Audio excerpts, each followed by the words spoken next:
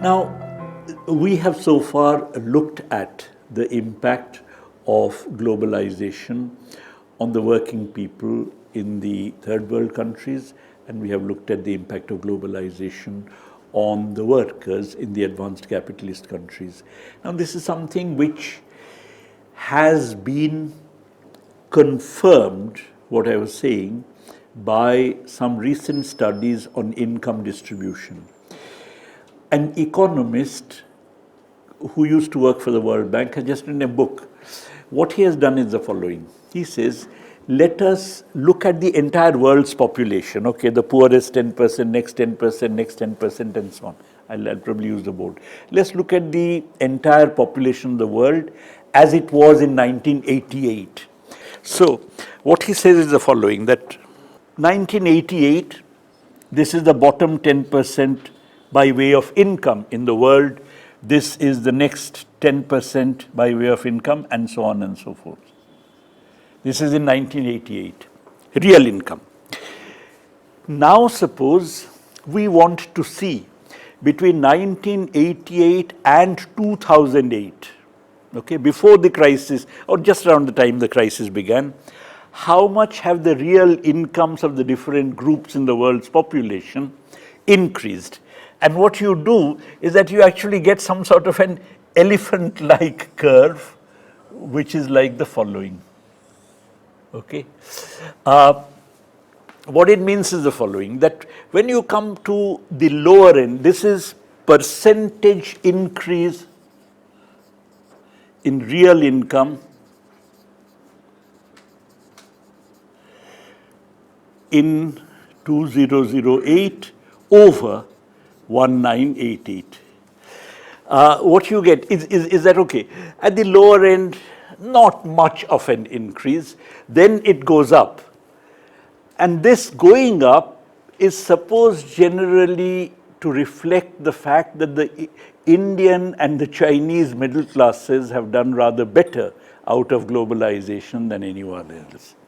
And then it comes down. The fact that it comes down is supposed to reflect the fact that the advanced country workers, I mean, I'm not doing it to scale and so on, the advanced country workers have really done badly from globalization than, let's say, the Chinese middle class and so on. And then it goes up, suggesting that the top 1%, of course, as everybody knows, has done remarkably well out of globalization. So the argument is that the top 1% in every country has really done remarkably well out of globalization. The bottom has not done well out of globalization. And the people who have done well other than the top 1% are a segment which it is suspected refers to the Indian and Chinese middle classes. They really have witnessed rather significant increases in their real living standards.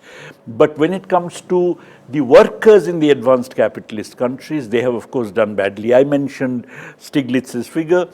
It is even suggested by Stiglitz himself that if you look at male white American workers, in the more recent period, there has been an increase in the mortality rate among these workers. And this increase in mortality rate is comparable to the increase that had occurred in Russia after the collapse of the Soviet Union.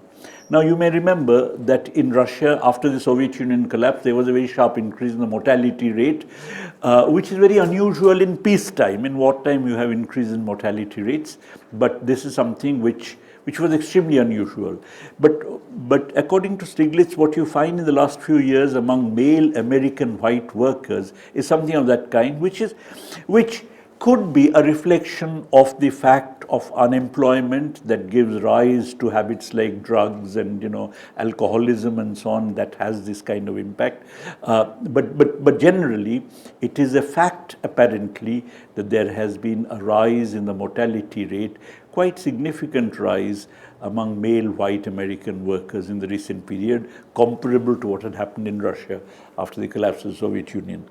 Now, obviously, therefore, the if you look at the working people in the world as a whole, then this is something, whether in the advanced countries or in third world countries, this is something which had this entire period of globalization has had a fairly adverse impact on them.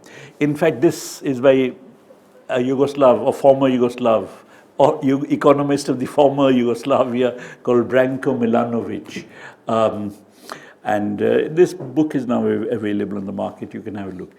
That yes, all that you are saying is true about the advanced countries. But that in countries like India and China, things must be better because after all, their kind of disastrous situation is because of the shift of activities to these countries, because of which the condition of the workers here must be better.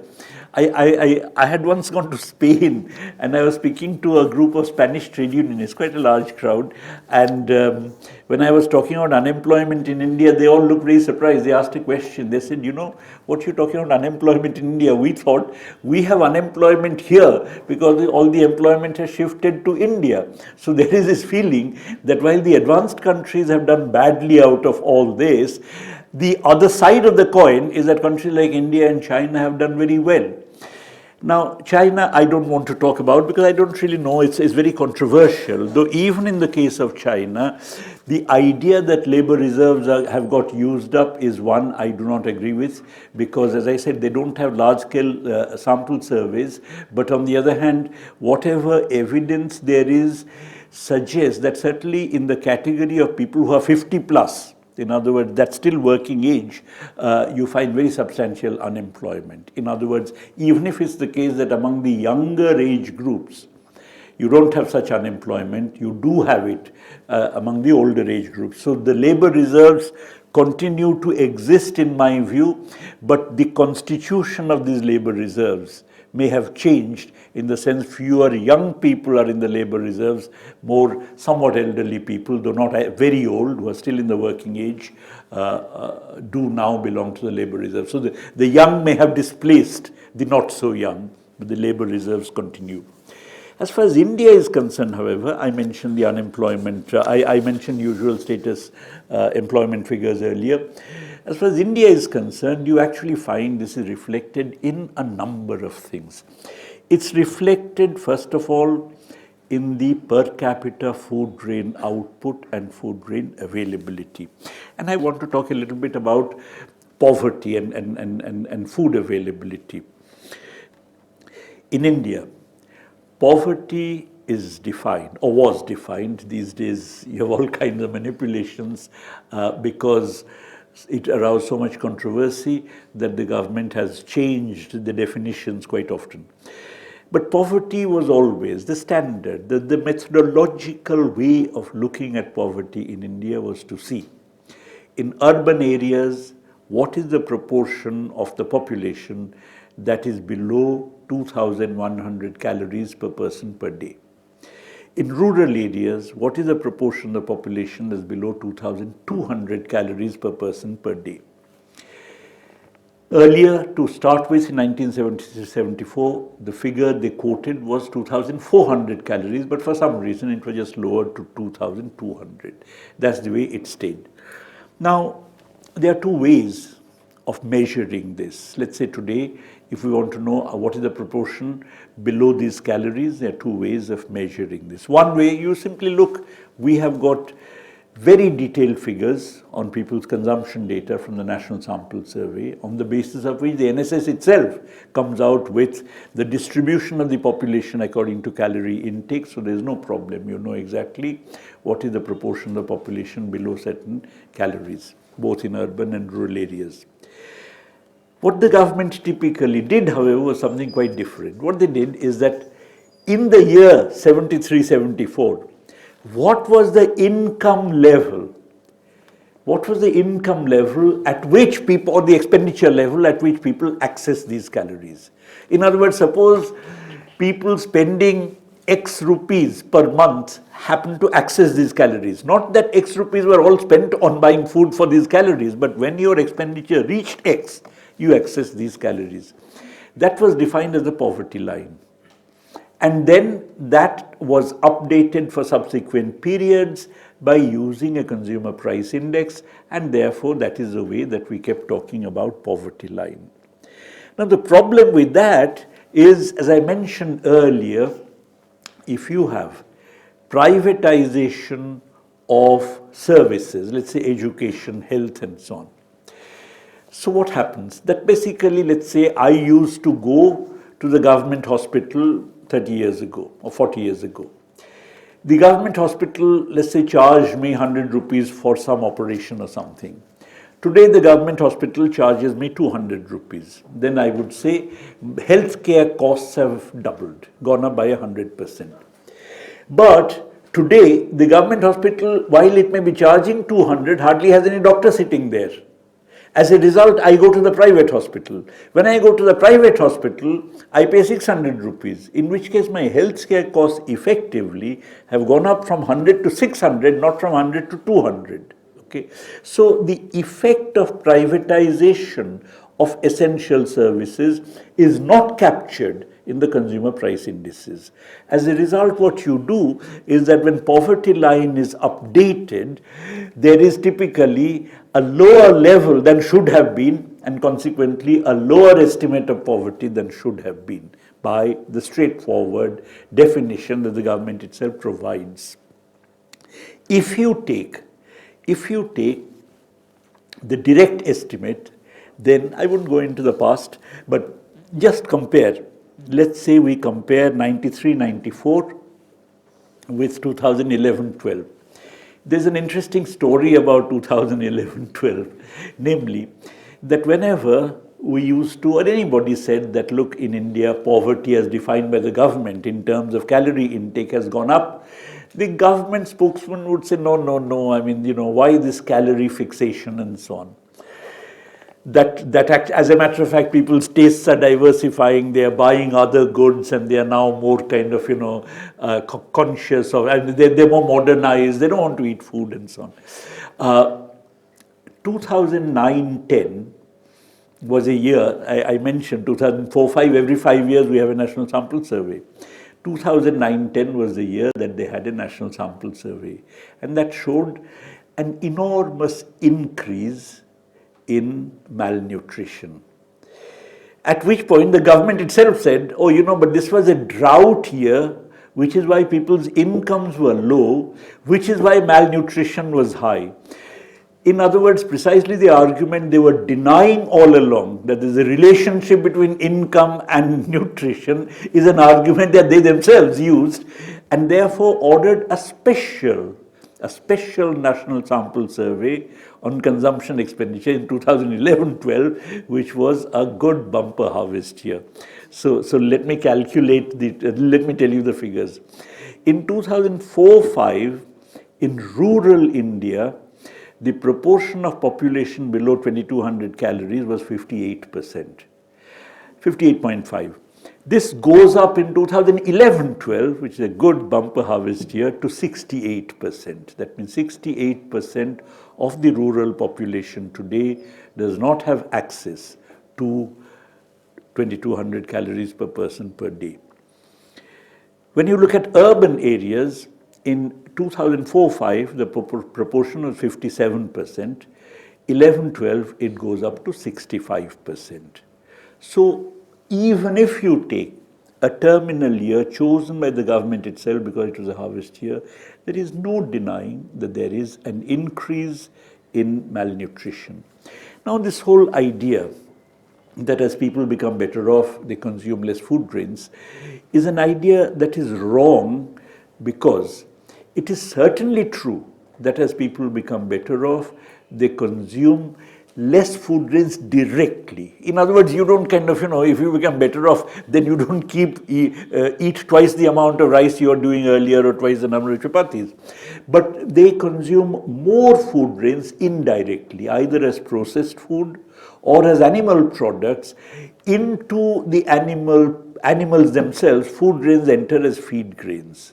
So when you look at the direct and indirect intake of food grains, all over the world, at all points of time, whether you take cross-section, time series, whatever, the per capita cereal intake or per capita food grains intake rises with per capita real income. That's a fact, direct and indirect, if you take both into account. So the fact that in India you have a reduction in the calorie intake is something which is clearly against this pattern, unless you do believe that actually in some sense people's real incomes have suffered a squeeze. If you look, for instance, at the United States, in the United States, the total annual direct and indirect ingestion of food grains, direct and indirect, per year was about 900 kilograms, certainly 800 kilograms. It was 900, little bit has come down because people have become health conscious and so on, so they probably ingest less red meat and so on. In the former Soviet Union, it was 1 ton, 1,000 kilograms. In Europe, it's about 600 to 700 kilograms. While in India, if you take the food grain annual intake, annual absorption, which I'm talking about, then the movement is as follows. At the beginning of the 20th century, in what was then called British India, per capita food grain absorption was about 200 kilograms per year. Okay, I'm now not talking about calories per day, but kilograms per year. By the time of independence, it actually has come down quite sharply to about 146, 47 kilograms on average, though specifically the year 45, 46 and so on were very bad years, but then we take 5-year average or 3-year average, it comes down to about 145, 146 kilograms.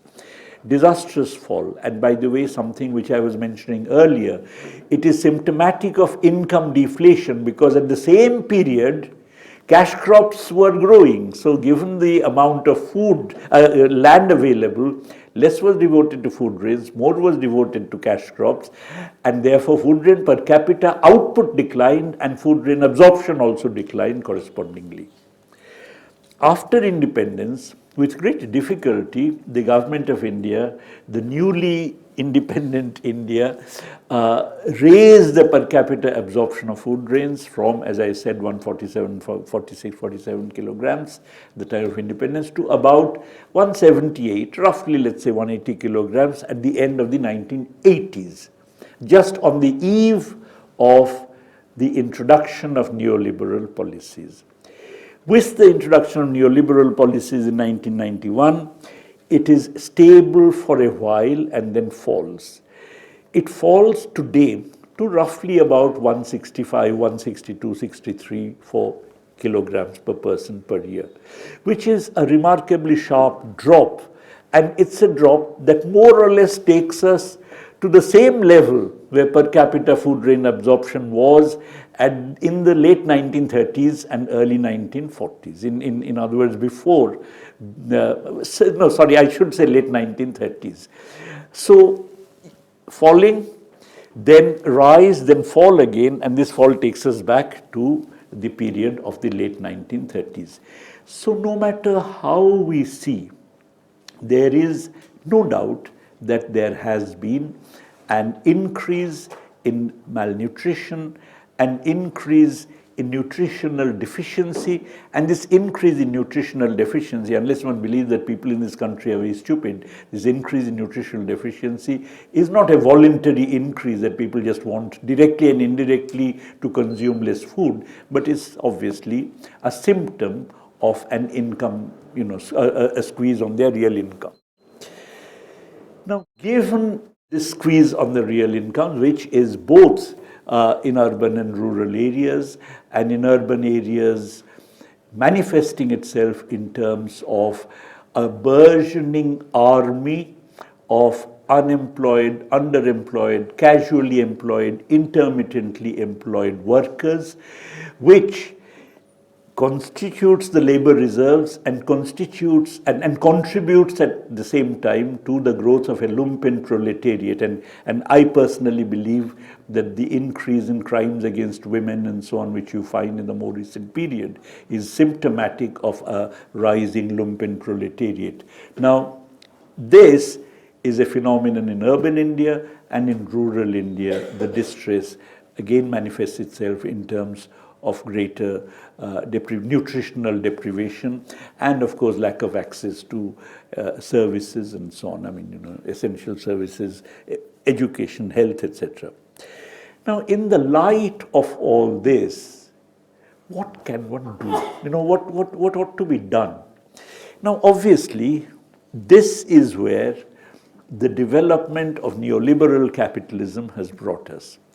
If an interference, if an intervention is to occur in this situation, it can only occur through the medium of the state, because we have a democratic polity. People, as I said, vote for the government to man the nation state, and consequently you have to have an intervention by the state. But an intervention by the state is something which I began by saying not very possible in a world in which you have globalized finance. I'm not saying that everybody, all political parties have absolutely identical agendas, but broadly there is a constraint upon the degree to which they can assert themselves, can have an alternative agenda. Now, if these two propositions are accepted, to which I see no other alternative, then it would follow that we have to have some kind of a delinking from globalization in order to activate the state, in order to make the state once more have the degree of autonomy where it can pursue policies of its choice. Now, delinking, the moment you mention delinking, immediately raises hackles of people. I should say that one of the things that you find because of the deprivation, I mean, it raises hackles of the people, not only liberals, but even many on the left, certainly in Europe. When you look at the elephant curve, it's not very surprising why someone like Donald Trump gets elected. It's not very surprising why British workers vote for Brexit.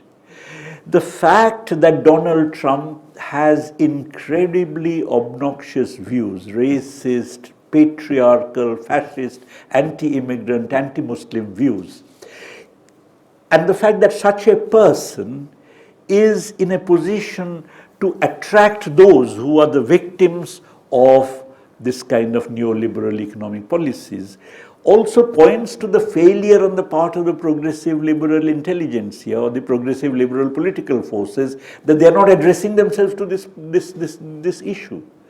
That the difference between what Donald Trump says, that Donald Trump would tell the workers that you are miserable because that Mexican is stealing your job. You are miserable because the Chinese is stealing your job. You are miserable because that Muslim is coming into your country and doing terrorism. You are miserable because the immigrants are stealing your job. In other words, his explanation of the misery of the people is by blaming, if you like, the other. In other words, some other segment of the population. While an explanation of the misery of the people and addressing this misery by bringing about changes in the system, where it does not affect the other, but it actually affects the scope of the system to deliver employment and essential goods to the people, is what is required. But that requires an alternative approach to economic development, which progressive liberal opinion or left opinion should be providing, but they are not providing because they are not addressing themselves to this basic task of the impoverishment that is taking place among large segments of the population. The moment, and why are they not providing it? When you look at Europe, in Europe, for instance, they fought 2 world wars. I mean, the EU project, European Union project, which is really part of this whole agenda of globalization. In Europe, they fought 2 world wars. The 2 world wars were fought in the name of my nation versus your nation. Therefore, there is a suspicion of nationalism of any kind. Progressive opinion sees the EU project, even though the EU project is dominated by finance capital, as some kind of a nonetheless progressive move compared to the old national struggles that had characterized 2 world wars in Europe. The fact that an alternative which delinks the economies from the process of globalization, including delinking from the EU project itself, would represent a nationalism which, if progressive opinion is leading it, would have a different character. Hitler's nationalism would have a different character from a nationalism that, let's say, promises full employment in Britain today. So if this is something which is not taken account of, and as a result there is a suspicion of nationalism, and the suspicion of nationalism basically implies that progressive and left opinion willy-nilly goes along with globalization and goes along with the EU project, even though the impact of that project has been pretty disastrous for the working classes in those countries, to whom therefore the fascist parties have appealed, Marine Le Pen or you know, UKIP or whatever, Farage, etc. So that is the current tragedy, namely that an alternative is not projected to the system. The alternative is projected only by pitting one segment of the workers or people against another. In countries like ours, an additional factor intervenes. Why? The fact that globalization has entailed greater distress for the working people and the peasants is not sufficiently taken note by different shades of opinion. An additional factor intervenes because here the middle class, as I said, has done quite well. And therefore, the political pressures of the middle class, which wants globalization to continue, which wants neoliberal policies to continue. And the middle class is highly articulate and highly influential in societies like ours, is something that actually weighs heavily upon all segments of the political spectrum. The fact that something called development, in quotes, is mentioned by everybody. Now, what this development is never spelled out, and basically smart cities, basically industrialization, even at the expense of taking land from peasants, is more or less universally accepted as something which is inevitable, which willy-nilly has to be done.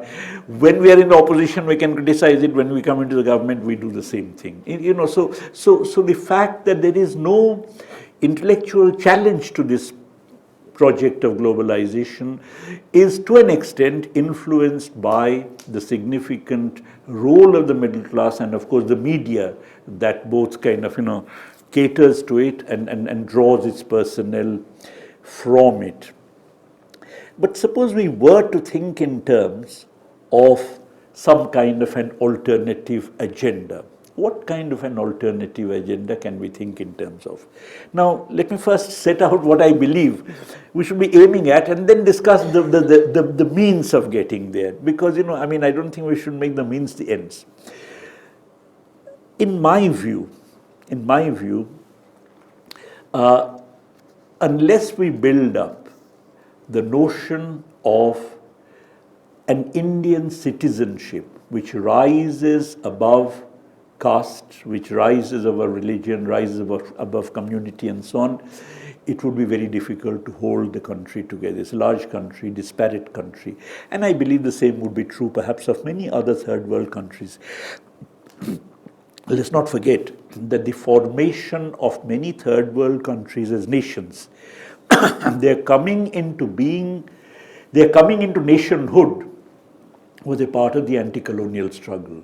The anti-colonial struggle really united large segments of the population, each of whom had been individually affected by colonial rule, into coming together to constitute a new nation. That way, the emergence of a nation like India is very different from the emergence of a nation like France or other European nations, because the emergence of this nation is one that is based on a struggle against colonialism, and therefore there was an inclusive nationalism from the very beginning that was a part of this nationhood project.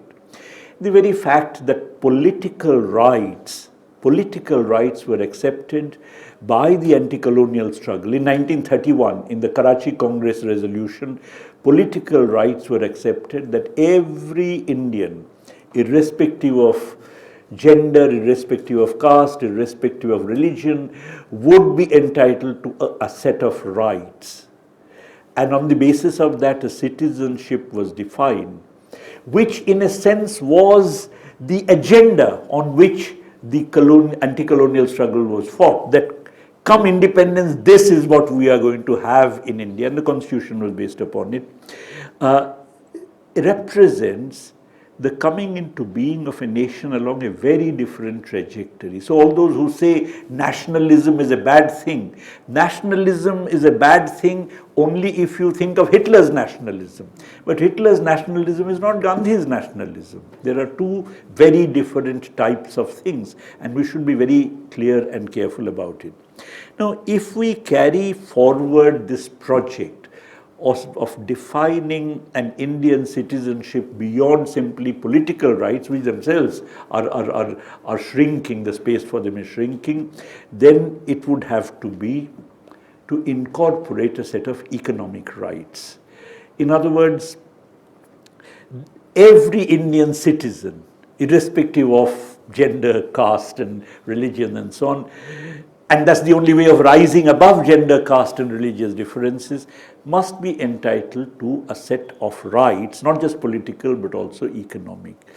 In the economic rights, minimally I would like to suggest that there should be a right to food, there should be a right to employment, failing which there has to be an adequate unemployment allowance, there has to be a right to free and quality publicly funded universal health care. There has to be a right to free, publicly funded universal education, at least up to a certain standard. And there has to be a right to old age pensions and disability benefits. Now, I think these are minimal. I'm not including many other things. If you calculate how much it would cost if we actually had all these rights, the amazing thing is that it wouldn't cost very much. You know, that this whole idea, can we afford it, is a completely bogus idea, because, okay, there is an interrelationship between these two. Suppose we say a right to universal quality education. That would mean building a lot of school buildings. When you build a lot of school buildings, you're going to provide a lot of employment for that. So your right to employment is partially satisfied even when you are implementing a right to education. Okay. But suppose even we forget about these overlaps. Suppose we actually tot up the amounts that fulfilling all these rights is going to take. Just separately add them up. Even then, it's not going to be more than 8 to 10% of the GDP. Now, suppose we assume that all of it is going to be financed by raising taxes. Currently, in this country, we have a tax GDP ratio which is about 15 or 16%, taking center and states together. You add 8% to it, or you add 10% to it, that takes us to about 25%. By the standards of most capitalist countries, 25% tax GDP ratio is extremely low. Even the United States has a 24% tax GDP ratio. Britain, Scandinavian countries have 40% tax GDP ratio, 35% tax GDP ratio, 30%. Most European countries have a tax GDP ratio above 30%. If you're going to build a welfare state, then you cannot build a welfare state without raising your tax GDP ratio at least to 30%. I'm saying that even fulfilling these rights I'm talking about is something that would not require more than a tax GDP ratio of about 25-26%. But of course, the point is not just raising taxes. The moment you start talking about raising taxes, as I mentioned earlier, Moody's would downgrade you, tax rates would have to be raised on the rich, and as a result, there would be globalized finance flowing out of your country. Therefore, if you have to meet these ends, then you have to have a number of means. When we talk about the economic agenda, those economic agenda items generally refer to the means that we have in mind. Firstly, it must mean imposing capital controls. I should say that John Maynard Keynes, whom I quoted earlier in the morning, he was a very smart person, as I told you. He was the best economist of the 20th century. And he saw quite early that if you have globalized finance and if you have nation states, then the state cannot intervene in demand management, really speaking. In other words, he was smart enough to foresee that which has now come to pass. So he wrote an article as early as 1933 in a journal called Yale Review, in which he said that finance must be national. That if finance becomes globalized, then the nation state loses its autonomy, therefore it cannot intervene, and therefore finance above all must be national. Now that is something which we have done away with. Globalization has done away with that. And therefore, if we have to recapture the policy space for the nation state, then finance must be national, which is the same as saying that we have to de-link from globalized financial flows. This is not something which we have to do just because we want it or like it, but this is inevitable, because otherwise, as I mentioned, the moment you think in terms of an alternative agenda of development, you will have finance flowing out of the country, and that would be the end of that. Now, the moment you do that, then of course, it's quite possible that many of the advanced countries would then impose sanctions against you, saying that, you know, you are really going against the spirit of globalization, etc. In which case, you may have to also produce most of your requirements. Again, you may not like, nobody wants to do it because you want to like it. I mean, nobody wants autarky. But being able to do so gives you a degree of freedom which a small country would not have. You know, when Syriza caved in Greece, the typical argument was that how can Greece alone survive outside the European Union? Greece is a very small country, depends on, you know, its foreign exchange is earned by getting tourists and so on. It requires imports of vast number of countries, and if Greece comes out of the EU, then it will face difficulties. Now, not so for large countries like India or China or Indonesia or Bangladesh, because India, for instance, is a country that produces can produce all its requirements, can even produce the technology requirements required for producing these requirements, and the only thing where it would fall short is perhaps in oil, and you can always have bilateral deals with Iran in order to import oil. So the whole idea that a large country can take the liberty, have the freedom, have the courage to de-link itself in order to have an alternative kind of state that puts into effect an alternative agenda is something which is often missed, that a large country has an advantage of that kind. Small countries, therefore, need to get together, many of them, probably for forming unions or probably for forming common markets and so on, in order to assert themselves. That can happen with many Latin American countries, African countries. But countries like India and China, which are virtually continents on their own, certainly have that degree of freedom.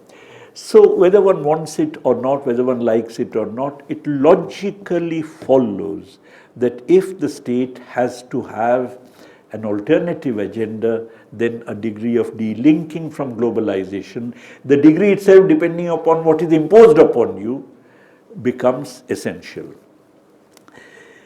But it is not enough just to de-link, as I mentioned. You know, I mean, if you have to have employment, if you have to spend, you have to therefore enlarge the domestic market. You know, there is a difference.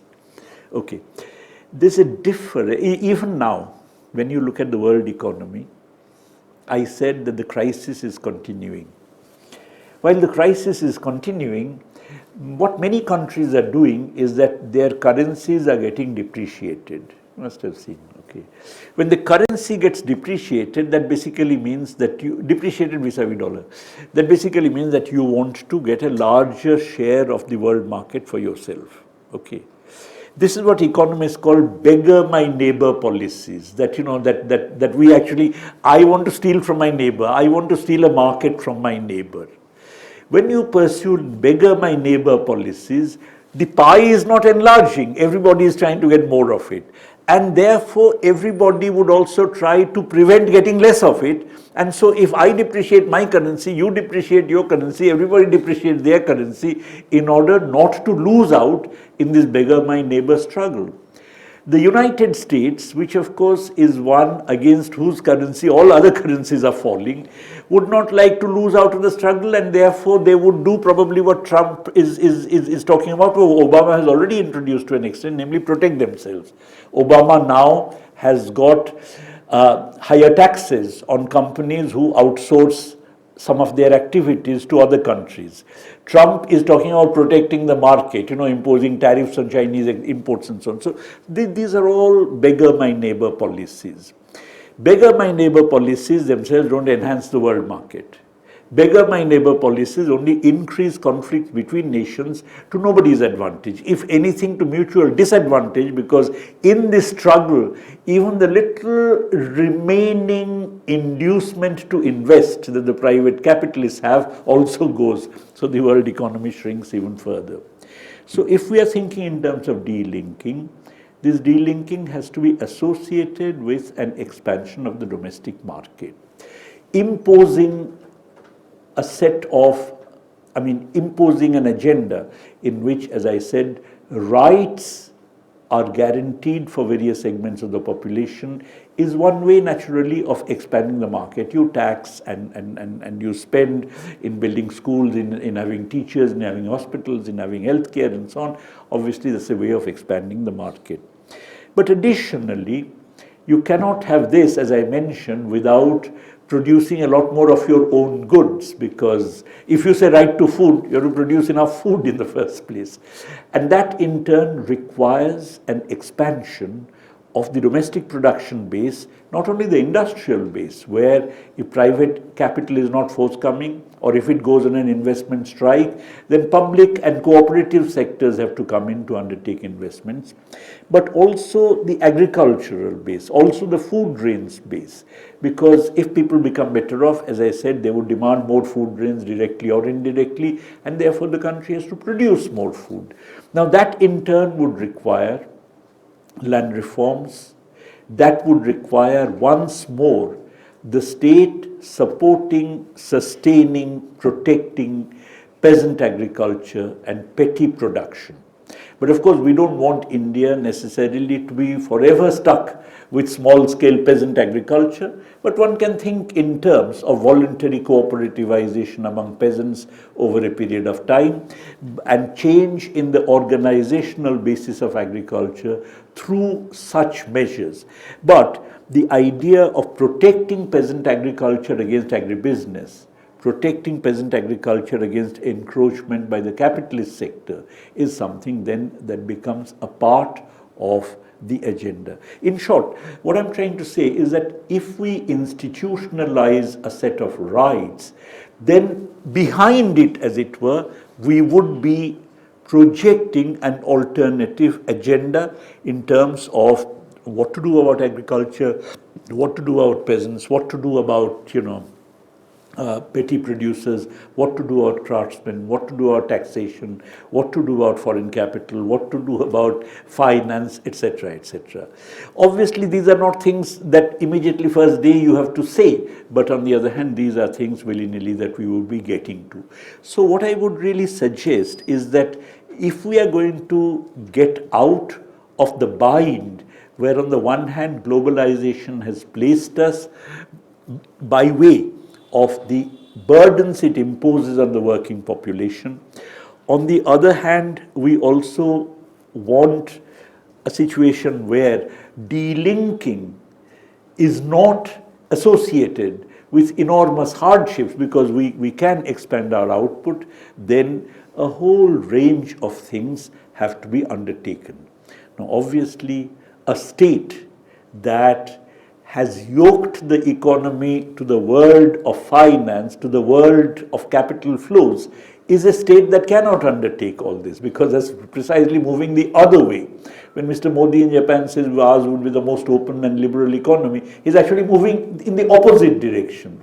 But if you want to move in a direction that I am suggesting, then of course the state has to be based upon the support of a whole range of classes different from the Ambanis and the Adanis and so on. And therefore it will have to be a state that substantially bases itself on the support of the working population, of workers, peasants, mobilizes them politically, etc. Now, it's not an easy agenda, but on the other hand, I see no other way out of it unless, no other way out of it given the extraordinary distress that this is bringing to our people and that is likely to bring to our people in the days to come, because this world capitalist crisis, for reasons I've discussed, is not going to disappear. If anything, now is beginning to affect India and China and other countries, in the context of which even segments of the middle class, which had done very well till now, out of globalization, is also going to find the going tough and might even join in this particular project.